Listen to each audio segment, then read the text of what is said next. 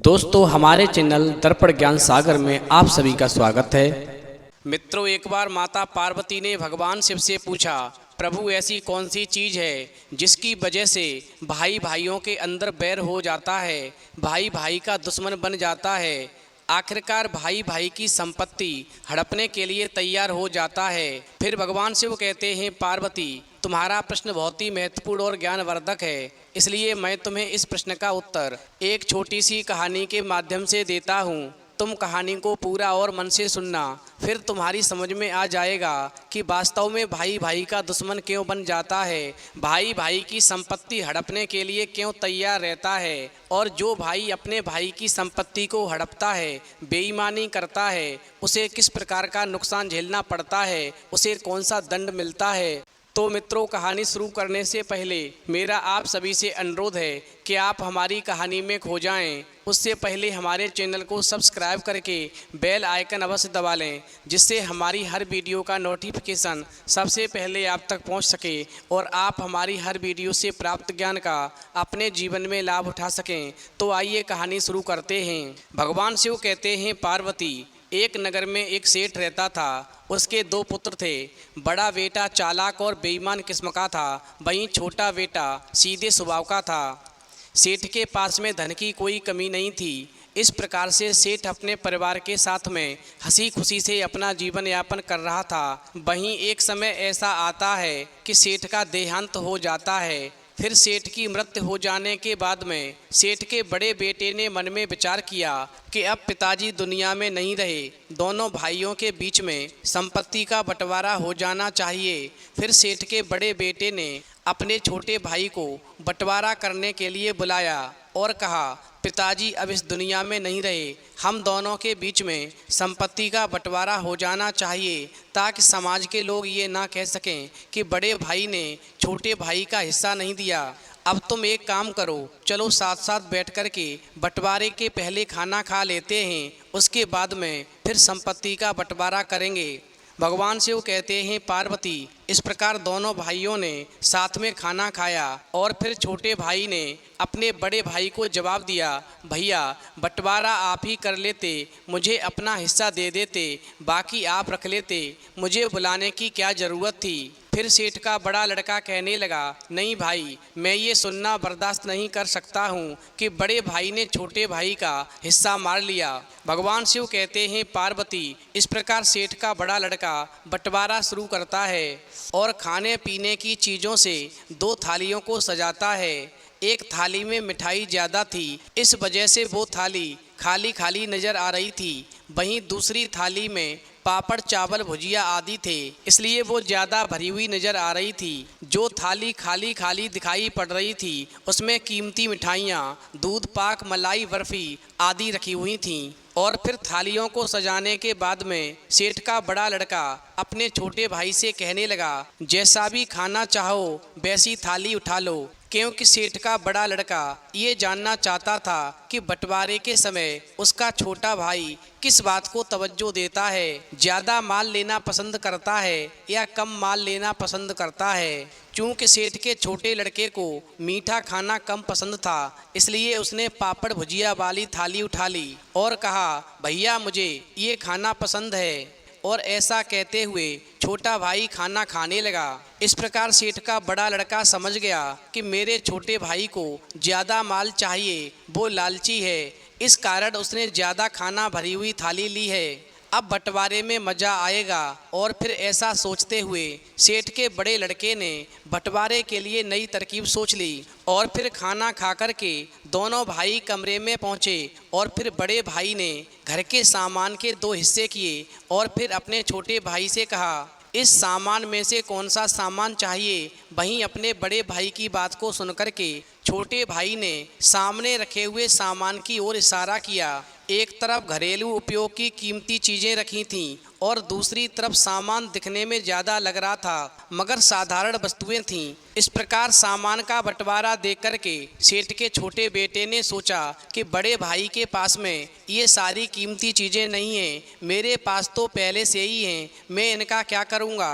इसलिए सारी कीमती चीज़ें जो घर में उपयोग की जाती हैं भाई साहब के पास ही रहनी चाहिए, क्योंकि भाई साहब का परिवार भी बड़ा है। और ऐसा सोचते हुए सेठ के छोटे बेटे ने बड़े ढेर की ओर इशारा करके कहा, भाई मुझे ये बड़ा वाला ढेर चाहिए। फिर तो सेठ का बड़ा लड़का मुस्कुराया और कहने लगा, जैसी तेरी मर्जी। फिर यूं मत कहना कि बड़े भाई ने बंटवारा ठीक से नहीं किया। और फिर सेठ का बड़ा लड़का अपनी चतुराई पर मंद मंद मुस्कुराने लगा। वहीं सेठ का बड़ा बेटा तो ये समझ रहा था कि मैं अपने छोटे भाई की बेईमानी करके इसे पागल बना रहा हूँ, क्योंकि वो जानता था कि उसे ज्यादा कीमती सामान प्राप्त हुआ है। इधर छोटा भाई इसलिए खुश था कि बड़े भाई का परिवार बड़ा है और वो अपने बड़े भाई की मदद कर रहा है। भगवान शिव कहते हैं, पार्वती, इधर सेठ का बड़ा लड़का बंटवारे को आगे बढ़ाता है और 2 पोटली बांधता है और फिर अपने छोटे भाई से कहता है,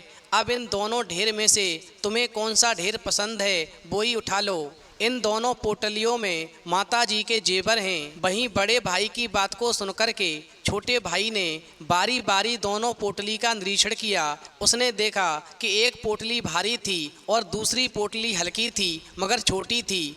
उसने सोचा कि बड़े भाई तो बड़े होते हैं, इसलिए उन्हें ज़्यादा हिस्सा चाहिए क्योंकि बड़े भाई का परिवार बड़ा है।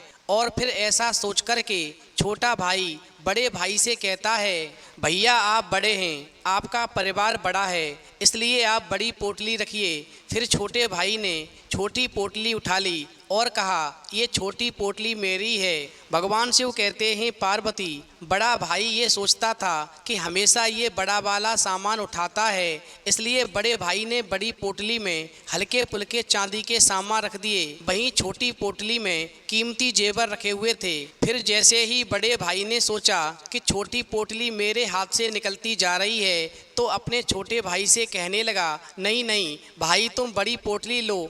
फिर छोटे भाई ने कहा, नहीं भाई, आप बड़े हैं, बड़ी चीज़ पर आपका हक बनता है। और ऐसा कहते हुए छोटे भाई ने छोटी पोटली रख ली। फिर तो ऐसा नज़ारा देख करके सेठ का बड़ा लड़का चकित रह गया, क्योंकि उसने बड़ी पोटली में चांदी के जेवरात रखे थे और छोटी पोटली में सोने के जेवरात रखे थे। वो जानता था कि छोटा भाई लालच में आकर के बड़ी पोटली उठाएगा, जिसमें उसके पास में चांदी के जेवरात चले जाएंगे और सोने के जेवरात उसके पास आ जाएंगे। मगर यहाँ पर सब उल्टा हो गया।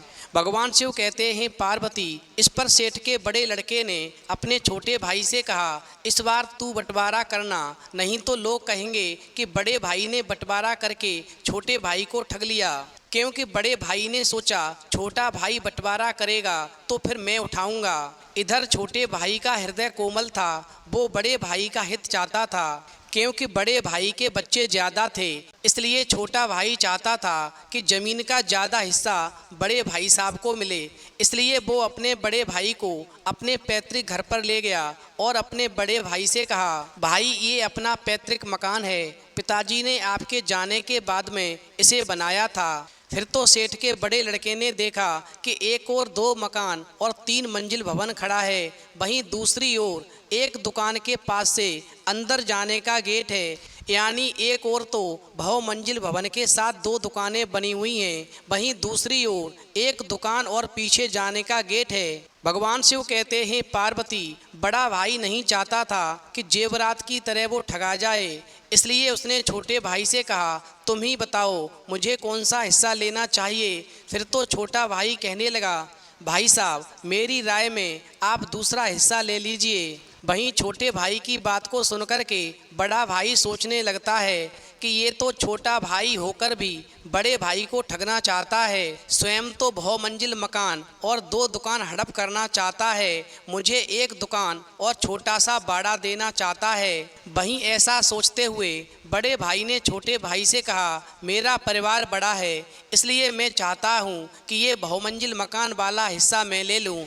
इस प्रकार बड़े भाई की बात को सुनकर के छोटे भाई ने कहा, भैया आप हिस्सा लेने से पहले एक बार दूसरा हिस्सा देख लें। क्योंकि छोटा भाई मन में सोच रहा था कि बड़े भाई को ज़्यादा हिस्सा मिले, क्योंकि दूसरे हिस्से के अंदर 10 मकान और लंबा चौड़ा खेत था, साथ ही बहुत सारे मवेशी भी थे, इसलिए बड़े भाई के परिवार का गुजारा अच्छे से हो जाएगा और मुझे भी बड़े भाई की सहायता करने का मौका मिल जाएगा। बस यही सोच कर के छोटा भाई अपने बड़े भाई से कहता है कि भाई एक बार चल कर के दूसरा हिस्सा देख लो, फिर निर्णय लेना तुम्हें कौन सा हिस्सा लेना है। भगवान शिव कहते हैं पार्वती, जो भाई बेईमान होता है, जो भाई के प्रति नीयत साफ नहीं रखता है, ईश्वर उसकी बुद्धि का हरण कर लेते हैं। और फिर सेठ के बड़े लड़के की बुद्धि खराब हो गई और वो सोचने लगा कि छोटा भाई उसे ठगना चाहता है। इसलिए बड़े भाई ने कहा मुझे कुछ नहीं देखना है, ये दूसरा हिस्सा तेरा रहा और पहला हिस्सा मेरे पास रहेगा। वहीं छोटे भाई ने कहा भैया एक बार सोच लो और देख लो, फिर मत कहना ये क्या हुआ। आपको ज़्यादा हिस्सा चाहिए इसलिए आप ये दूसरा हिस्सा ले लें। वहीं बड़े भाई की बुद्धि काम नहीं कर रही थी। वो जानता था कि खाली ज़मीन के ज़्यादा हिस्से से उसका ये बहुमंजिला मकान अच्छा है। इसलिए उसने छोटे भाई की बात नहीं मानी और सभी पंचों के सामने अपने अपने हिस्से का बंटवारा लिख लिया। वहीं बंटवारा हो जाने के बाद में छोटे भाई ने बड़े भाई से कहा आपको तो 2 मंजिल मकान मिल गया, अब आप एक बार मेरा भी मकान वाला हिस्सा देख लो। और फिर ऐसा कहकर के छोटा भाई बड़े भाई को अपना हिस्सा दिखाने के लिए दुकान के पास वाले गेट से अंदर गया। आगे छोटा भाई था, पीछे पीछे बड़ा भाई चल रहा था। और फिर जैसे ही बड़ा भाई गेट के अंदर गया, उसे गेट के पीछे लंबा चौड़ा खेत नजर आया। सामने की तरफ 10 भवन बने हुए थे, कई मवेशी भी चर रहे थे। फिर तो ऐसा नज़ारा देख कर के बड़ा भाई दंग रह गया और अपने छोटे भाई से कहने लगा ये हिस्सा पिताजी ने कब खरीदा था? भैया आपके जाने के बाद में पिताजी ने इसे खरीदा था, इसीलिए तो मैं आपसे बार बार कह रहा था कि आप बड़े हैं, आपको बड़ा हिस्सा चाहिए, मगर आप नहीं माने। भगवान शिव कहते हैं पार्वती, आखिरकार बड़ा भाई क्या कर सकता था, क्योंकि बंटवारा हो चुका था। और फिर छोटे भाई के महल को देख कर के बड़े भाई को एकदम से दिल का दौरा पड़ता है और उसकी मृत्यु हो जाती है। इसलिए कभी भी भाई के हिस्से की बेईमानी नहीं करनी चाहिए। और जो भाई भाई के हिस्से की बेईमानी करते हैं उनका हश्र सेठ के बड़े बेटे की तरह ही होता है। मित्रों, किसी ने सच कहा है, बाप बड़ा ना भैया, सबसे बड़ा रुपया। ये आज से नहीं, ये कहावत तो पहले से ही चली आ रही है। कहा जाता है कि कोई घोर तपस्या कर रहा हो तो इंद्र को अपने पद की चिंता होने लगती थी और तपस्या में विघ्न डालने लगते थे। कैकेयी ने अपने सुहाग को दांव पर लगाकर अपना और बेटे का स्वार्थ पूरा करने के लिए राम को वनवास भेजने का षड्यंत्र किया था। वहीं कंस ने अपनी बहन और बहनोई को जेल में बंद कर दिया था। ऐसे कई उदाहरण मिलते हैं जहां पर स्वार्थ के लिए रिश्तों को दांव पर लगाया गया। तो मित्रों, भाई से हमेशा प्यार करना चाहिए। भाई जैसी चीज़ दुनिया में दूसरी कोई नहीं। तो यदि आपको वीडियो पसंद आई हो तो प्लीज़ आप चैनल को सब्सक्राइब करें और भगवान शिव और पार्वती के लिए एक लाइक करना न भूलें।